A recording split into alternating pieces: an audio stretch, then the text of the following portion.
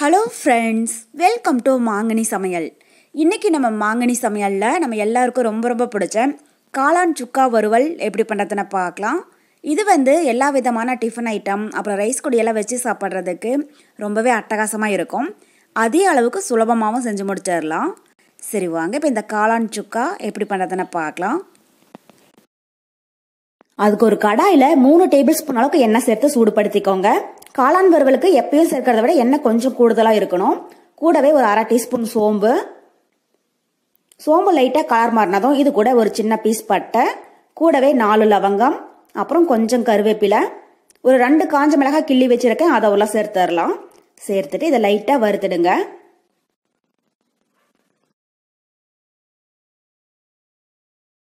இப்போ இது கூட 1 கப் அளவுக்கு சின்ன வெங்காயம் நல்லா பொடியாக கட் பண்ணி வச்சிருக்கேன், அதை உள்ள சேர்த்துடலாம். சேர்த்துட்டு வெங்காயம் நல்லா கண்ணாடி மாதிரி ஆகிற அளவுக்கு வதக்கிடுங்க. காளான் வறுவலுக்கு சின்ன வெங்காயம் சேர்த்து செஞ்சோம்னா டேஸ்ட் ரொம்பவே நல்லா இருக்கும். உங்களுக்கு ஒருவேளை சின்ன வெங்காயம் வேண்டாம் அப்படின்னு நினைச்சீங்கன்னா அதுக்கு பதில் 2 பெரிய வெங்காயம் நல்லா பொடியாக கட் பண்ணி சேர்த்துடுங்க.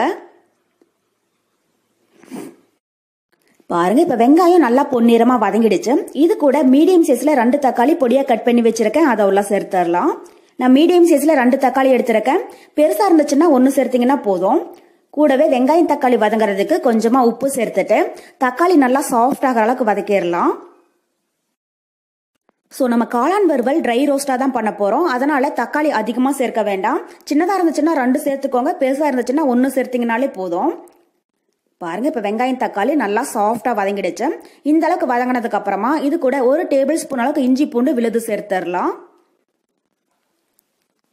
சேர்த்துட்டு அதனுடைய பச்சை ஸ்மெல் போற அளவுக்கு நல்லா வதக்கிடுங்க.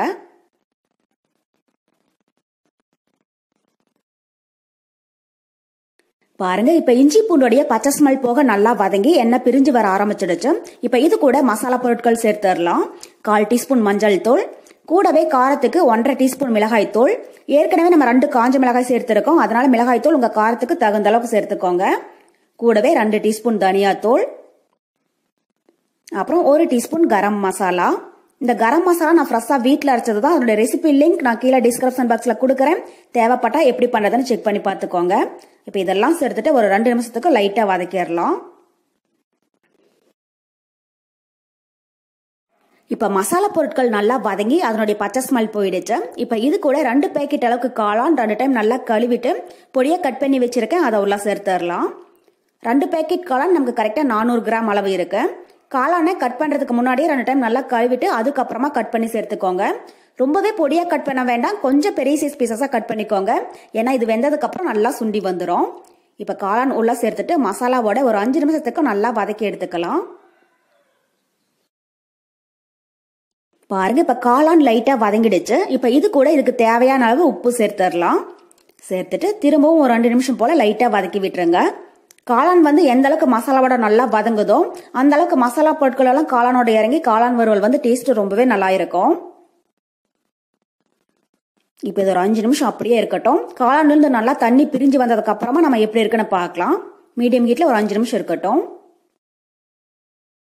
பாருங்க, இப்ப காளான் நல்லா வதங்கி அதுல இருந்து தண்ணி விட ஆரம்பிச்சிடுச்சு. இப்ப இது கூட இன்னும் ஒரு 1/4 கப் அளவுக்கு தண்ணி சேர்த்துடலாம். தண்ணி ரொம்பவே அதிகமா சேர்க்க வேண்டாம், நமக்கு காளானே நல்லா தண்ணி விட்டுருக்கிறதுனால ஒரு 1/4 கப் அளவுக்கு சேர்த்தீங்கன்னா போதும். இப்ப தண்ணி சேர்த்துட்டு ஒரு டைம் நல்லா கலந்து விட்டுறலாம். கலந்ததுக்கு அப்புறமா இப்ப கடாயோடைய மூடி போட்டு மூடி வச்சிடுங்க. மீடியம் ஹீட்ல 15 நிமிஷம் இருக்கட்டும். அப்பப்போ இடையில ஓபன் பண்ணி கிளறி விடுங்க. 15 நிமிஷத்துக்கு அப்புறமா எப்படி இருக்குன்னு பார்க்கலாம். இது 15 நிமிஷம் இருக்கட்டும். பாருங்க, இப்ப 15 நிமிஷம் போல ஆகிடுச்சு. மூடி ஓபன் பண்ணி பார்க்கலாம். அவ்வளவுதான், நம்ம காளான் வறுவல் ரொம்பவே சூப்பரா தயாராயிடுச்சு.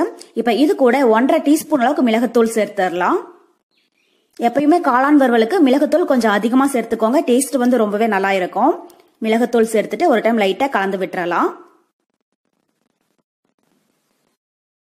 இப்ப இந்த ஸ்டேஜ்ல கொஞ்சமா டேஸ்ட் பண்ணி பாருங்க. உங்களுக்கு ஒருவேளை உப்பு காரம் குறைவா இருந்தாலும் தேவையான அளவு சேர்த்துக்கோங்க. அவ்வளவுதான், இப்ப நம்ம காளான் சுக்கா வறுவல் ரொம்பவே சூப்பரா ரெடி ஆயிடுச்சு. கடைசியா வாசனைக்காக பொடி பொடியா கட் பண்ண கொஞ்சம் மல்லி இலை தூவி விட்டுட்டு ஒரு டைம் லைட்டா கலந்து விட்டுறலாம். நம்ம இந்த அளவுக்கு கொஞ்சம் ட்ரையா எடுத்துட்டோம்னா சாதத்தோடலாம் வச்சு சாப்பிட்றதுக்கு கரெக்டா இருக்கும். இல்ல உங்களுக்கு சப்பாத்தி ரொட்டி நான்கெல்லாம் வேணும் அப்படின்னா கொஞ்சம் கிரேவியா இருக்கிற போது மல்லி இலை தூவி விட்டுட்டு ஸ்டவ் ஆஃப் பண்ணிடுங்க. பாருங்க அவ்வளோதான் நம்ம காளான் பீசஸ் எல்லாம் நல்லா சாஃப்டாக வந்து காளான் சுக்கா வறுவல் ரொம்பவே சூப்பராக தயாராகிடுச்சு. இப்போ இந்த ஸ்டேஜில் நம்ம ஸ்டவ் ஆஃப் பண்ணிடலாம்.